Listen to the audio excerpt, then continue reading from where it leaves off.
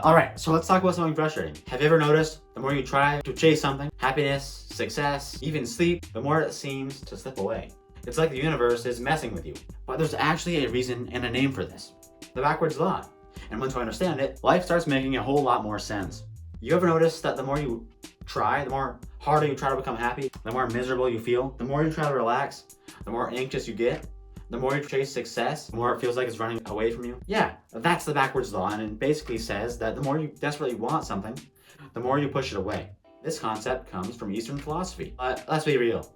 You don't need ancient philosophy and ancient wisdom to see this in action. Have you ever had one of those nights where you desperately need to go to sleep early, but your brain is suddenly like, let's think about every single embarrassing moment we've ever had? And, well, it becomes harder to go to sleep. And the harder you try to shut it off, the more awake you feel. Yeah, the backwards law. Or think about learning a new skill. Ever tried playing an instrument or a sport and got so frustrated that you made more mistakes? But the moment you relaxed and stopped overthinking, everything just clicked? That's the backwards law in action. The reason this happens is simple. Desperation repels and acceptance attracts. When you're fixated on the outcome, you become tense, anxious, and ironically, less able to get what you want. Now, does this mean you should sit around and do nothing and be lazy and sit back and relax? No, of course not. You think billionaires randomly tripped and fell into their success and money?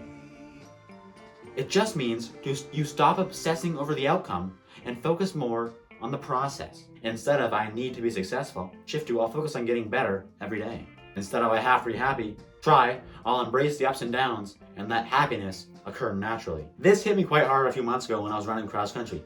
And I kept thinking the key was to push as hard as possible, but it didn't work. And the more I forced it, the more sloppy I became, and the worse I performed. I finished slower, and I'd burn out too fast.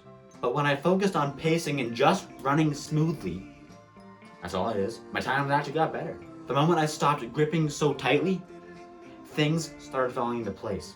So next time you're stressing out because something isn't happening fast enough, zoom out. The best things come when you're naturally engaged, present, and fully attentive and not gripping with that white knuckle intensity. Most of us are taught that success and happiness come right from effort. And yeah, well, effort matters, but only when it's applied the right way. Forcing something rarely works. Let me say that again.